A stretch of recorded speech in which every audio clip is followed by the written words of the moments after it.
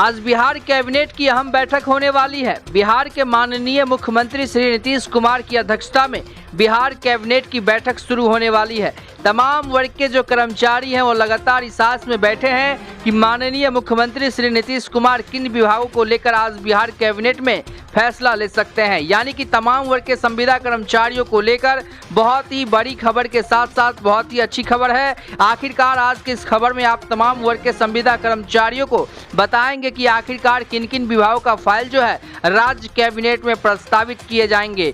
यानी कि सामान्य प्रशासन विभाग के द्वारा लेटर जारी कर दिया गया है, जिसके साथ ही हम आपको अधिकारी के साथ बात करके और तमाम जानकारी प्रोवाइड करने वाले हैं। इसीलिए तमाम वर्ग के संविदा कर्मचारियों से नम्र होकर निवेदन है कि अगर आप लोग चैनल पर पहली बार विजिट कर रहे हैं तो चैनल को सब्सक्राइब करके खबर को लाइक कर दीजिए। तो चलिए खबर में आगे बढ़ते हैं और तमाम जानकारी आप लोग को बताते हैं। तो सबसे पहले आपका बहुत बहुत स्वागत है, क्योंकि आप तमाम वर्ग के जो कर्मचारी लगातार इस आस में बैठे हुए हैं। वैसे तो जब भी कैबिनेट होती है तमाम वर्ग के कर्मचारी इस आस में बैठे हुए रहते हैं कि कहीं न कहीं माननीय मुख्यमंत्री श्री नीतीश कुमार इस कैबिनेट से तमाम वर्ग के संविदा कर्मचारियों को तोहफा दे सकते हैं, लेकिन ऐसा हो नहीं पाता है। इसलिए मैं आपसे खास बातचीत में तमाम वर्ग के संविदा कर्मचारियों को बताना चाहता हूं कि आप स्पष्ट रूप से क्लियर कर दीजिए कि आखिरकार आज जो कैबिनेट होने वाला है उसमें किन किन विभागों के फाइलों को राज्य कैबिनेट में प्रस्तावित किए जाएंगे। देखिए, संविदा कर्मचारियों का इंतजार करना स्वाभाविक है, क्योंकि संविदा कर्मचारियों के 44 विभागों को तोहफा राज्य कैबिनेट से ही मिलेगा, क्योंकि यह बात मुख्यमंत्री सचिवालय से स्पष्ट बहुत पहले ही हो चुका है। इसीलिए तो जब भी कैबिनेट होता है तो बिहार के जितने भी संविदा कर्मचारी हैं वो लगातार इस अरसे में रहते हैं कि आखिरकार माननीय मुख्यमंत्री श्री नीतीश कुमार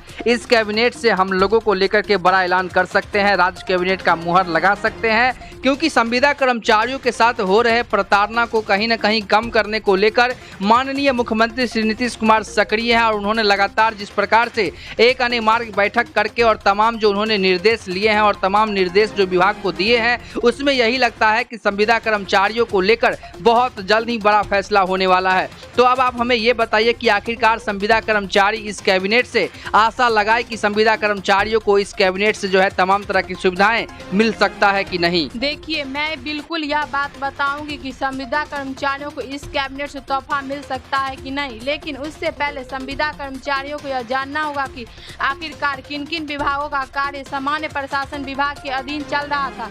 जब तक यह बात वो लोग नहीं जानेंगे तब तक राज्य सरकार किन विभागों के फाइल पर राज्य कैबिनेट का मुहर लगाएंगे। अच्छा, तो सामान्य प्रशासन विभाग के द्वारा संविदा कर्मचारियों के विभागों को कितना फेज में बांट करके उन सभी पे डिटर्मिनेशन प्रक्रिया चल रहा था? देखिए, निम्नवत इसे 3 श्रेणियों में बांटा गया है। सामान्य प्रशासन विभाग के प्रधान सचिव डॉक्टर बी राजेंद्र के अनुसार इस पर काम अंतिम चरण में है। अच्छा, तीनों श्रेणियों के संविदा कर्मचारियों के विभागों का नाम आप बता दे तो अच्छा रहेगा। जी बिल्कुल। प्रथम श्रेणी में संविदा कर्मचारियों के विभाग शामिल हैं, द्वितीय श्रेणी में आउटसोर्स कर्मचारियों के विभाग शामिल हैं और बाद में फिर से कुछ विभागों का नाम ऐड हुआ, वह तृतीय श्रेणियों में है, जिसमें संविदा कर्मचारी, आउटसोर्स कर्मचारी, दैनिक वेतनभोगी कर्मचारी और अवर्गीकृत कर्मचारियों के विभाग क्रमशः शामिल है। अब मैं प्रथम श्रेणी के संविदा कर्मचारियों के विभागों का नाम आप लोगों को बताती हूँ। लेखापाल सहायक, डॉक्टर, इंजीनियर, प्रोग्रामर, आशुलिपिक, नर्सिंग स्टाफ, पशु चिकित्सक, आयुष, डॉक्टर, प्रखंड पशुपालन पदाधिकारी, इंदिरावास सहायक, तकनीकी सहायक प्रबंधक,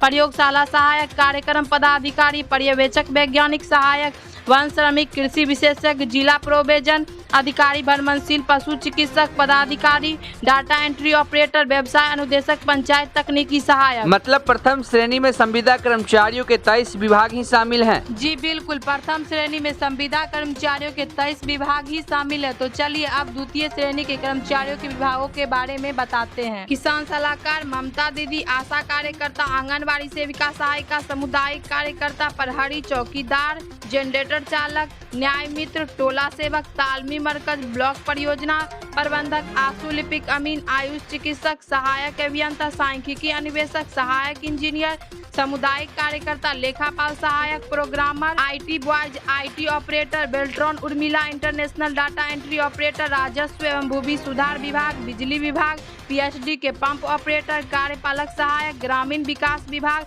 स्वयं सेवक, पंचायती राज विभाग, समाज कल्याण विभाग, कस्तूरबा कस्तूरबा गांधी विद्यालय। तृतीय श्रेणियों के कर्मचारियों के विभागों के बारे में बताते हैं। बिजली विभाग, मानव बल विशेष, पुलिस, एसपीओ, पंचायत रोजगार सेवक, विद्यालय रात्रि प्रहरी, SLWM, स्वच्छता पर्यवेक्षक, आपदा मित्र, home guard, BEDMC, computer operator, PhD pump operator, MDM रसोईया, ICT इंस्ट्रक्टर, न्याय मित्र, अतिथि शिक्षक, ग्राम कचहरी सचिव, वार्ड सचिव, NHM के lab technician, Kasturba Gandhi Balika Vidyalaya, Covid lab technician, कार्यपालक सहायक, +2 अतिथि शिक्षक, न्याय मित्र, लोहिया स्वच्छ बिहार अभियान के स्वच्छता पर्यवेक्षक, जीविका और NHM के सभी कर्मचारी, MDM रसोईया, नहर मौसमी कर्मचारी, पंचायत में बहाल सांख्यिकी स्वयंसेवक, ASV योग प्रशिक्षक, SJY MRP, आपदा मित्र, ग्राम रक्षा दल, वैक्सीन कुरियर, शिक्षक प्रेरक आदि कर्मचारी शामिल है। मतलब सामान्य प्रशासन विभाग के द्वारा इतने विभागों के फाइलों पर डिटर्मिनेशन प्रक्रिया चल रहे हैं। जी बिल्कुल, सामान्य प्रशासन विभाग के ऑफिशियल रिपोर्ट के हिसाब से अभी इतना ही विभाग शामिल है और इन सभी को लेकर कैटेगराइज करके तमाम तरह की सुविधा दी जाएगी। कर्म से उचित वेतनमान, NPS, mediclaim policy, accidental insurance, साप्ताहिक छुट्टी, राष्ट्रीय छुट्टी, EPFO, ESI, अनुकंपा, ग्रेजुएटी, रिटायरमेंट सहित पेंशन की व्यवस्था सरकार सुनिश्चित करेगी। अच्छा, जिस प्रकार से पहले सामान्य प्रशासन विभाग 44 विभागों के फाइलों पर ही डिटर्मिनेशन प्रक्रिया कर रही थी और जैसा कि पूर्व एक रिपोर्ट निकाली गई है सामान्य प्रशासन विभाग के द्वारा, उसमें 45 विभागों को मेंशन किया गया है।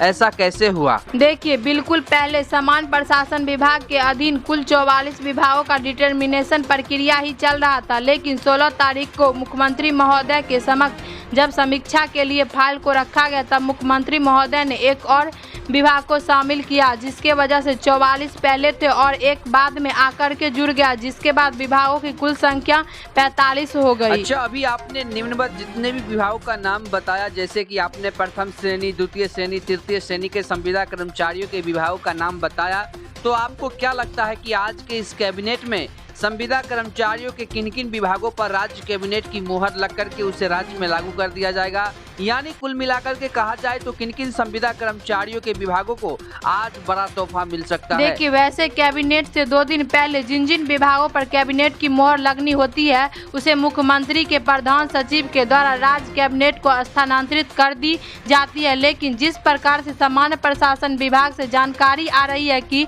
अभी भी कुछ विभागों का डिटर्मिनेशन प्रक्रिया जारी है। अच्छा, बताइए, कुछ विभागों का डिटर्मिनेशन प्रक्रिया हो गया है और कुछ विभाग का डिटर्मिनेशन प्रक्रिया चल रहा है। ऐसे में जिन विभागों का डिटर्मिनेशन प्रक्रिया खत्म हो चुका है, क्या उन विभागों को राज्य कैबिनेट में प्रस्तावित किए जाएंगे? राज्य सरकार के पॉलिसी नंबर 379 के अनुसार जब तक विभागों का प्रक्रिया सामान्य प्रशासन विभाग के द्वारा क्लियर नहीं किया जाता तब तक किसी विभागों का फाइल राज्य कैबिनेट को स्थानांतरित नहीं किया जाएगा। आपके कहने का मतलब क्या है? देखिए, साधारण शब्दों में मैं आपको बताती हूँ कि आज भी संविदा कर्मचारियों के 45 विभागों में से किसी भी विभाग को राज्य कैबिनेट स्थानांतरित नहीं किया जाएगा। मतलब संविदा कर्मचारियों को आज भी कैबिनेट से कोई तोहफा नहीं मिलेगा।